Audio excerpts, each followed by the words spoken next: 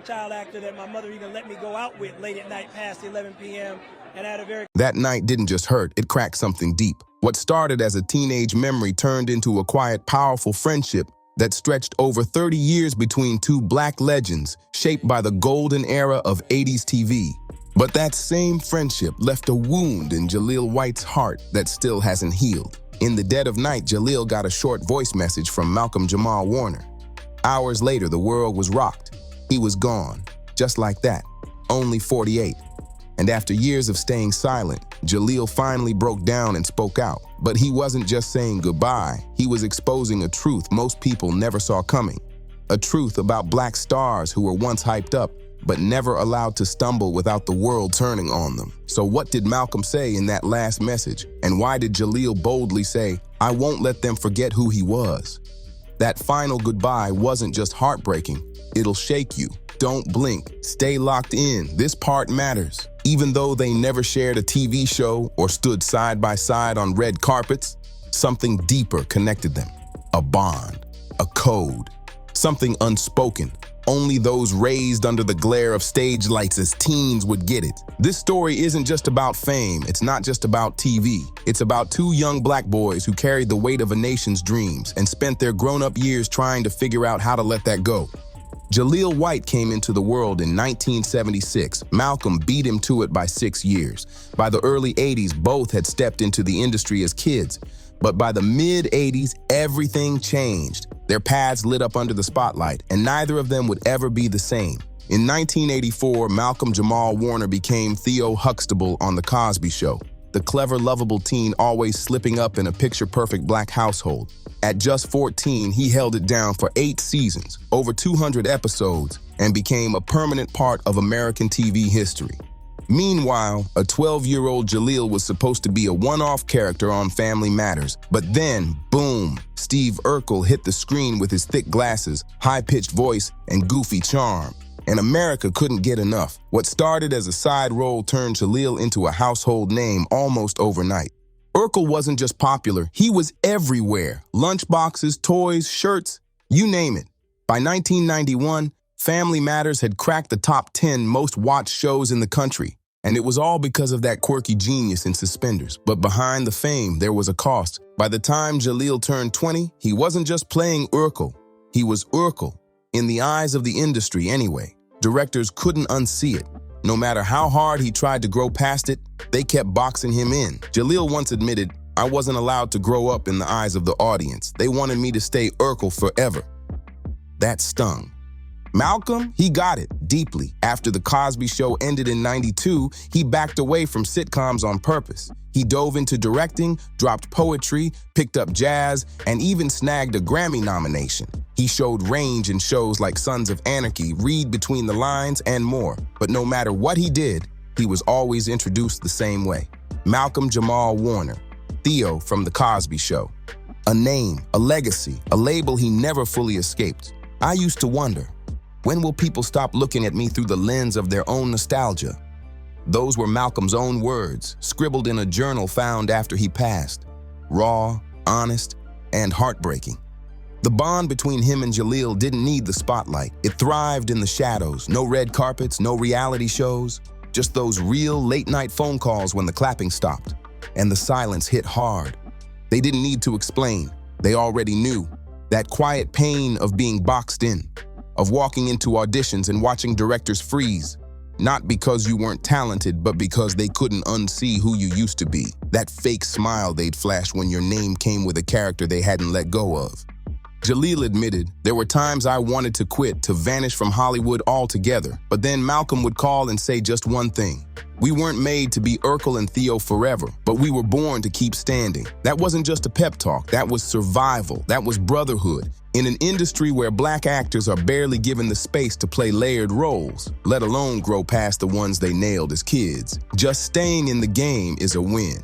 And these two, they kept showing up for each other even when the world wasn't looking. They never broadcasted their friendship, maybe out of fear it'd get twisted, maybe because they were just used to keeping their hearts off the internet. But when Jaleel faced wall after wall in the 2000s, Malcolm was the first one calling. And when Malcolm's jazz gig got canceled in LA in 2014, Jaleel didn't say a word online.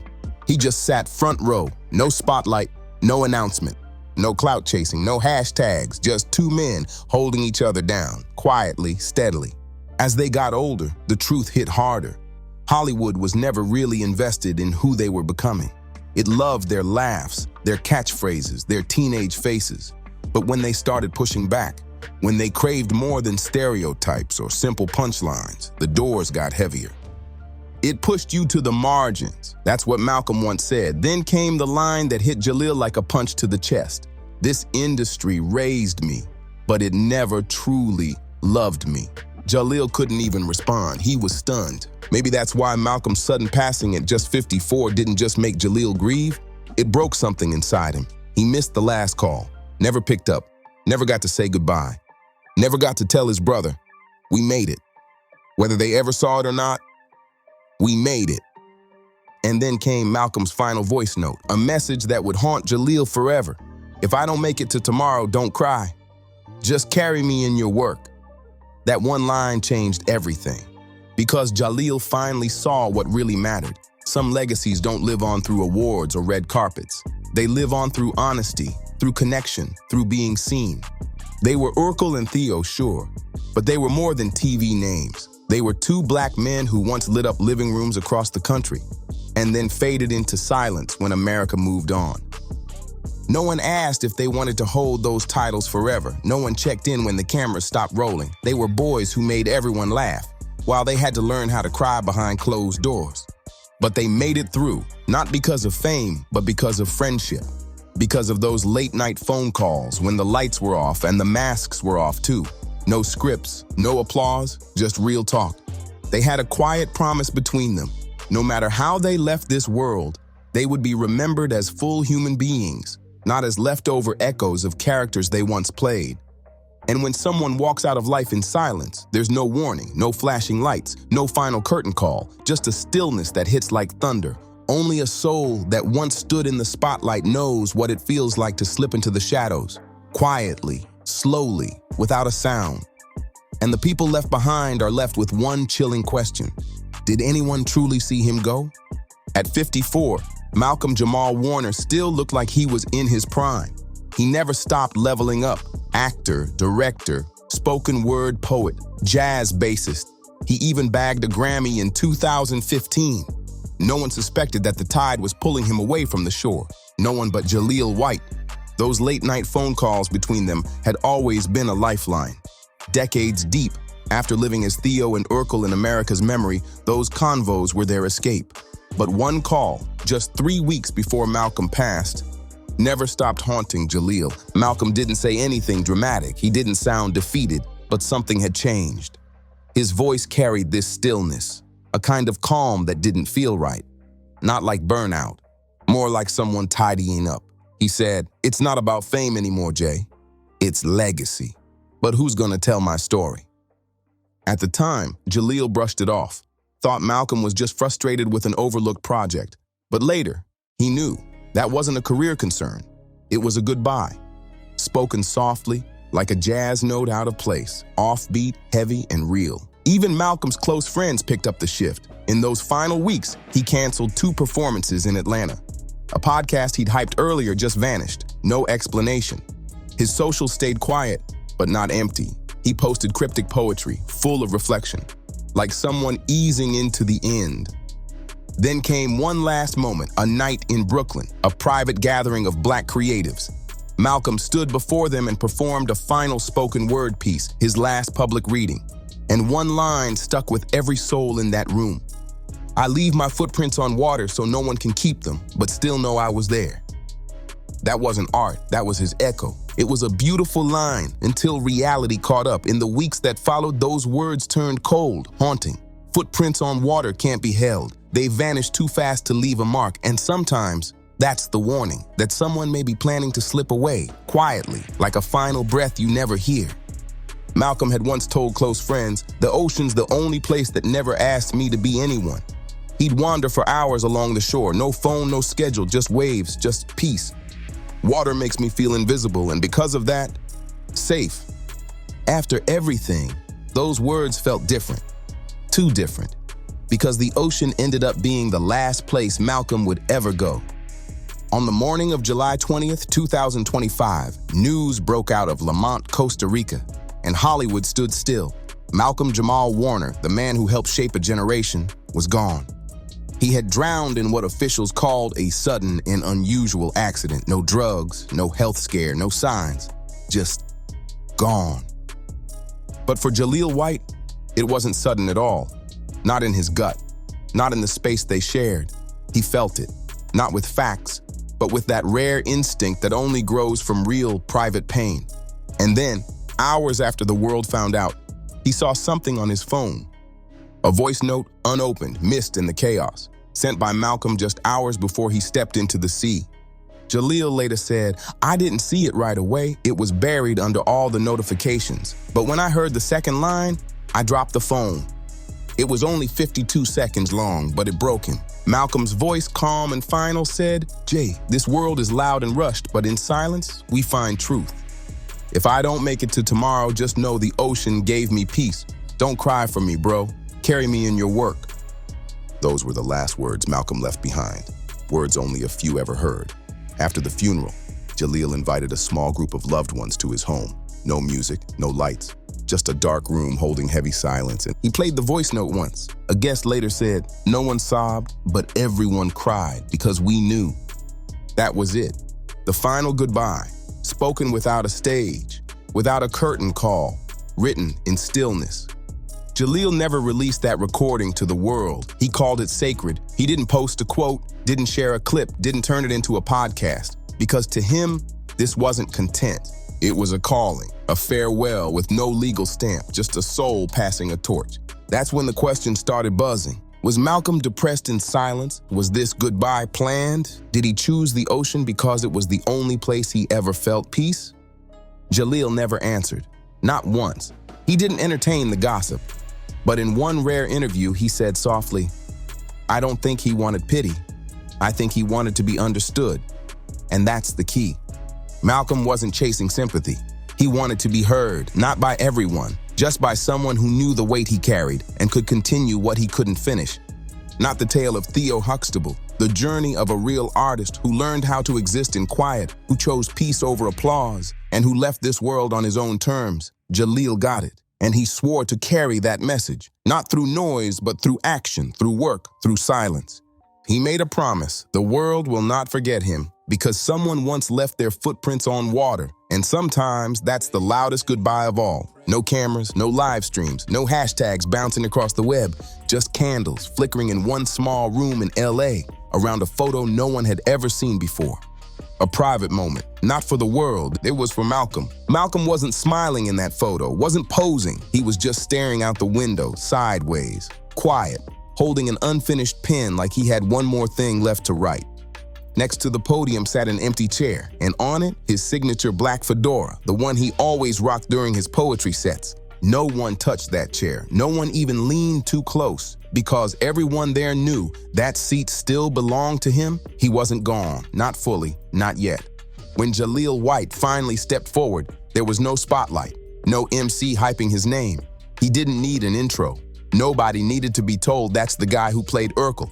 Not here, not now, because in that moment he wasn't a character. He wasn't a punchline or a TV legend. He was just a man, a friend, trying to speak one last truth to the one he never got to say goodbye to. His voice came out low, barely a whisper. "This isn't just about Malcolm," he said, eyes locked on that empty chair. "This is about everything we've done wrong to people like him." The room froze, not a sound. People expected jokes, maybe a sweet story or a soft tribute. But Jaleel didn't show up to comfort. He came to call it out. He laid it bare, how black artists are praised when they shine, but forgotten when they fall. How the industry teaches young black talent to be perfect, to smile through pain, to hold it all in. "We, the black kids raised on your screens," he said, "were taught to hold ourselves together. Be polite, be grateful, be strong, smile through the struggle. Because if we showed weakness, the audience might not come back." And in that silence, the truth hit like thunder. Jaleel's voice started to crack, his guard slipping. He shared something raw. Malcolm had once called him at 2 a.m., not to vent, not to ask for help, just to breathe. "I can't hold it together anymore, Jay," Malcolm had said. "I don't know if anyone still sees me, or if they only see Theo." Back then, Jaleel replied with what felt right at the time. "Go to sleep. Tomorrow will be better." But now he wasn't so sure. "Maybe he didn't need comfort," Jaleel said, choking back emotion. "Maybe he just needed to be truly heard. Not as an actor, not as Theo, just as a man."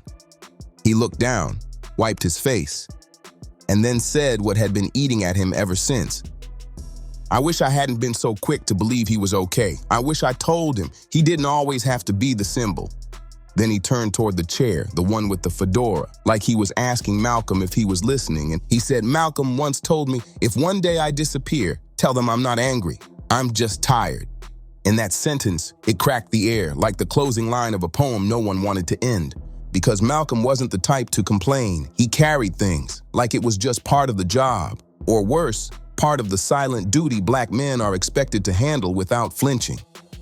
One person in the room later said, "That wasn't a eulogy, that was a confession." And it was. Jaleel wasn't there to perform. He wasn't there to represent anyone. He came to apologize, not just for himself, but for the system that built black TV legends, and then locked them in a role they could never grow out of.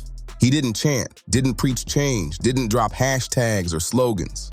He walked over to the empty chair, picked up the hat, gently placed it back down, bowed his head and whispered, "You weren't just Theo, Malcolm. You were my brother, and I won't let them forget who you were." That moment said everything. There were no camera crews, no press, but someone in that candlelit room had quietly hit record on their phone. A few hours later, the audio leaked online. And when people heard Jaleel's voice whisper, he wasn't angry, he was just tired. Hollywood froze. One TikTok comment nailed it. That wasn't a memorial. That was a torch being passed. And it was. From that moment, the world couldn't just call him Little Theo Huxtable anymore. That name didn't fit. People began calling him what he truly was, a poet, a soul speaker, a man of depth, the one who said, "Don't cry for me, carry me in your work," and made those words echo louder than applause. And the one now carrying that torch, Jaleel White. Not through some Hollywood comeback, not through a headline-grabbing role, but through silence, just like Malcolm once chose. After the funeral, Malcolm's home was quiet, just stillness and empty staircases. His family started sorting through what was left. Some unfinished jazz riffs, dusty scripts, backstage snapshots from his Cosby show days. Nothing seemed unusual until someone opened an old frayed leather bag and found something no one expected. A thick, handwritten journal, no title, no table of contents, just raw pages, ink, and emotion. It wasn't a polished manuscript, not a poetry book, not a travel log full of smiles and scenery. It was something deeper. The real diary of Malcolm-Jamal Warner, and inside those pages, his truths, his doubts, his voice, untouched by fame. And it wasn't a dramatic monologue. It wasn't poetry. It was a whisper, a slow cry stretched across years. From a man still chained to a role that ended over 30 years ago.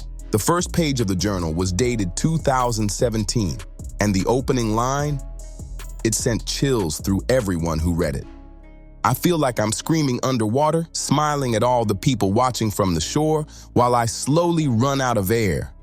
Not flashy, not flowery, just real. The raw truth of someone drowning in expectation, forced to wear a smile for a world that never asked how he was really doing." Malcolm didn't write in that journal every day, but when he did, his words hit deep. The pages showed something that had been building for years, a kind of exhaustion not from work, but from fighting a public identity that refused to let him go. "I'm not Theo anymore. I haven't been for decades, but to the world, I'll never be anyone else." That weight didn't just show up on red carpets or in casting offices. It followed him everywhere, into diners, meetings, sidewalks. "When I walk into a room, people don't see me. They see nostalgia. They see their childhood. They don't see today, and they never ask how I'm feeling." Then came a line that stopped everyone, including those who thought they knew him. Malcolm wrote that for years he had felt invisible, even while still creating, still performing, still getting respect in the industry. On the outside, he was thriving. On the inside, he was questioning everything. "If I'm no longer Theo, am I still worth remembering?" That one sentence cut like a blade, because it didn't come from bitterness. It came from honesty. But the journal didn't just stay in that dark place. Toward the end, the tone started shifting. He wasn't just sitting in his pain anymore. He was searching for peace.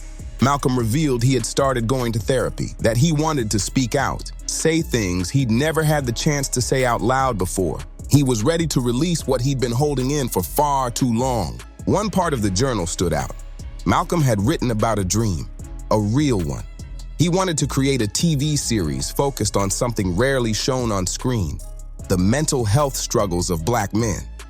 I want to create a series about people like me, people once loved for making others laugh, but never allowed to show pain. I want to show that healing isn't always neat, and that silence isn't strength.